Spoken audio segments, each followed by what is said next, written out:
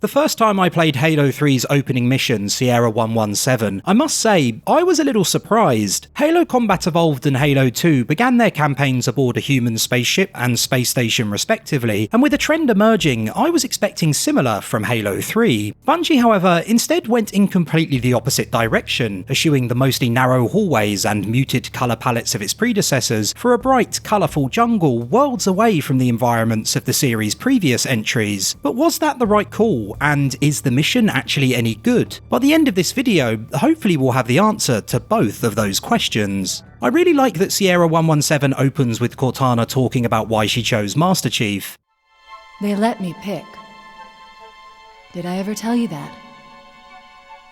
Choose whichever Spartan I wanted. You know me. I did my research, watched as you became the soldier we needed you to be.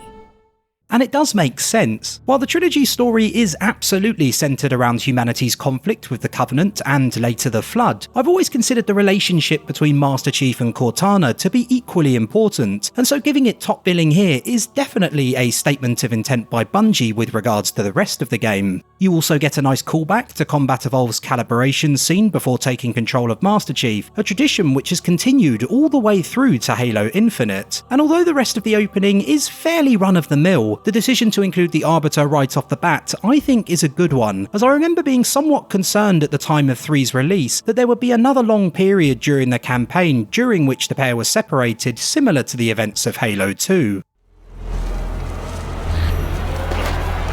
Chief, wait! The Arbiter's with us! Come on now. We've got enough to worry about without you two trying to kill each other. Were it so easy. On a separate note, I can only assume that this enormous chunk of metal is placed where it is for a reason, my best guess being that it helped break Master Chief's fall as he plummeted back to Earth. In terms of gameplay, Sierra 117 begins proper with a walk in the woods, so to speak, and although it's a relatively quiet one, you're quickly made aware that that probably won't last. Sergeant Major, Phantom inbound.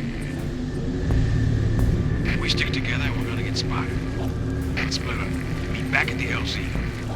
While your first encounter with the Covenant is in a fairly narrow area, in general this mission is a real step up from previous openings in terms of level design. Bungie has always had a talent for creating big, open and engaging areas, but I was never as impressed with those which were less spacious and revolved predominantly around on-foot combat. This is an issue I think Halo 3 mostly remedies, and it's evident from the game's outset. Even though the narrow areas you traverse here are outside, across both them and later indoor sections, there's much more verticality and better opportunities to flank your enemies. I'm not saying Halo 3's level design is perfect, after all it does feature Cortana, but there was clearly a great deal of attention paid to ensuring each and every encounter, even the smaller ones, felt like more curated experiences compared to some of the smaller skirmishes in previous entries in the series. After taking down a surprisingly large amount of Covenant so early in the mission, you stumble across a Marine who's in a bit of a pickle. The obvious response is to take down the brute as quickly as possible, and it does always make me chuckle how little health he has in comparison to others featured in the level. This is a deliberate design choice to ensure that even those who don't have the best aim or are running low on ammo have an opportunity to have their heroic moment, and while Bungie is cheating a little, it's a wise choice nonetheless. If you're role-playing as a rather more cold-hearted Master Chief, you can of course also do nothing and let the scene play out, which ends up being a nice example of the brute's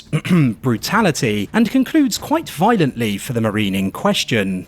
Can you find him? Get him to the extraction point. My ass.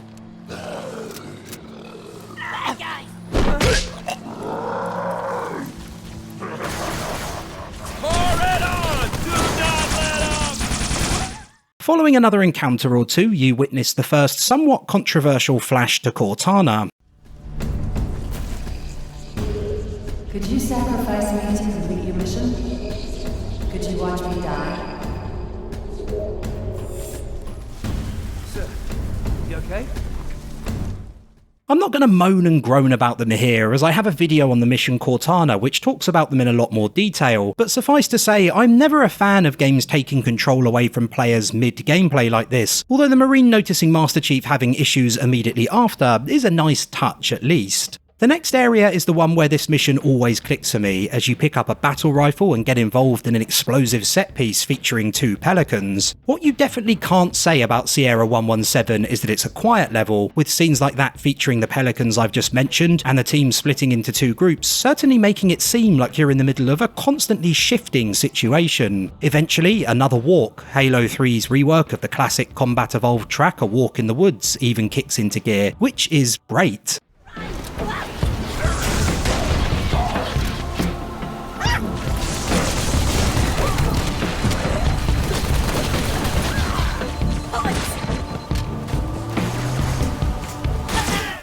While the music in Sierra 117 is definitely a highlight for me, most of the tracks used feature a lot of percussion which combines really well with the setting, the next section is a definite lowlight. When recording these videos, I always play on normal difficulty as it makes it far easier to get decent footage, but I did also play Halo 3 through alone on Legendary many moons ago, and I've hated the Jackal snipers or Jackals wielding carbines ever since. The idea behind them isn't necessarily a bad one, as having snipers hidden among the fauna works within the context of the level. It makes sense that the Covenant would use it as a tactic, but they are also extraordinarily annoying to fight. It's something Bungie never managed to balance very well during the series, and was a big problem in Halo 2 on higher difficulties as well, the infamous sniper alley in Outskirts being the best example, and I'm not really sure what the solution is. The obvious answer would be to give players more time after being spotted before they're shot at, but that wouldn't really work because of how many there are. You might have more time to take out 1 or 2, but you'd still end up being aimbotted by the rest. I personally think the best solution would be to reduce the amount of damage they output, so that it doesn't quite feel as unfair as it does at present, as it never seems like a fair death when you're killed almost instantly by an enemy you may not have even spotted yet. Reducing the Jackal's damage output would give you an extra few seconds to find cover and come up with a plan of attack, which would in turn make encounters like these feel a little more fair and a little less frustrating.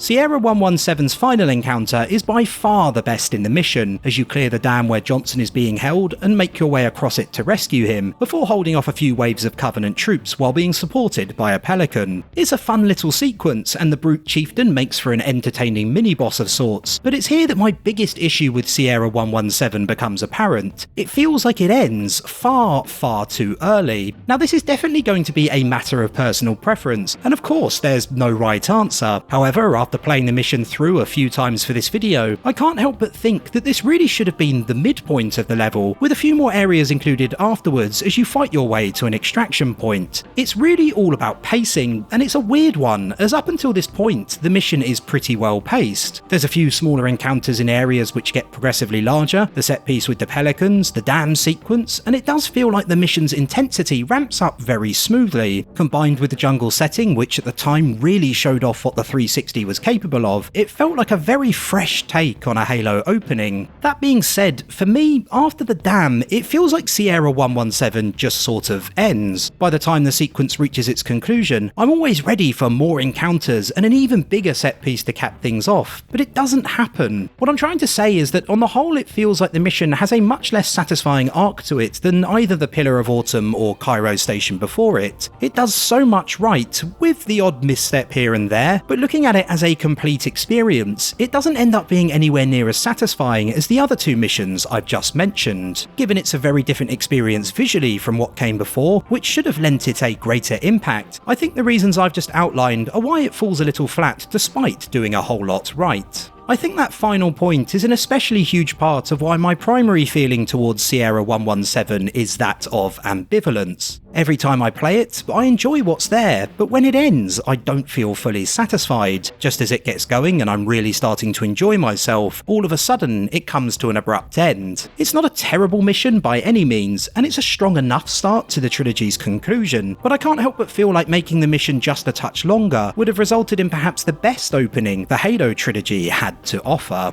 Thanks for watching the video, boys, girls and Spartans, and do consider liking, subscribing and letting me know your thoughts as well if you have a moment, as I really love to hear from you. I also have a Patreon if you wish to support the channel further as well, the link to which can be found in the description of this video. And with that, I hope you all have fantastic 2022s, and I'll catch you again soon.